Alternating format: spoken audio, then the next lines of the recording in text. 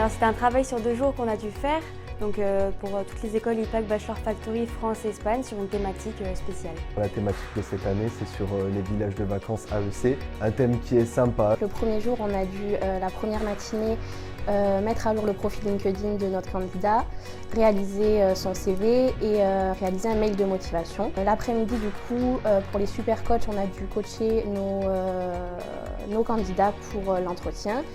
Ensuite, on a réalisé l'entretien et on a dû aussi noter donc recruteurs et candidats. Alors pour moi, le Talent Game, c'est une véritable occasion de se challenger soi-même, de pouvoir un petit peu mettre en pratique toute la théorie qu'on apprend pendant les cours. Talent Game, je trouve qu'il s'est bien passé. J'étais dans une équipe où on a bien communiqué, on a bien réussi à travailler tous ensemble. Le deuxième jour, du coup, on a dû réaliser un CV en vidéo. Je m'appelle Alia Boucha, j'ai 19 ans. Du coup, les difficultés que j'ai rencontrées, c'est surtout sur le CV vidéo parce que du coup, c'était quand même dans un temps assez court. Je crois qu'il y avait 1 heure et demie pour faire une présentation vidéo avec en essayant de faire un joli montage ou des décors pour que ce soit accrocheur pour un employeur. Et du coup, c'était quand même assez compliqué d'arriver à tout gérer, de télécharger la vidéo, de pouvoir tout déposer en temps et en heure.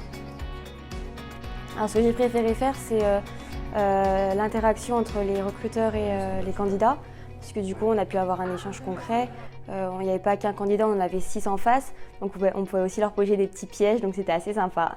Ma persévérance et ma curiosité m'ont permis de continuer sur un parcours en ressources humaines. Je suis faite pour votre association. Ça a été 2 jours intenses quand même. Et tout ça pour travailler, pour réussir, et que l'entraide c'est très important et que personne n'est là pour se juger.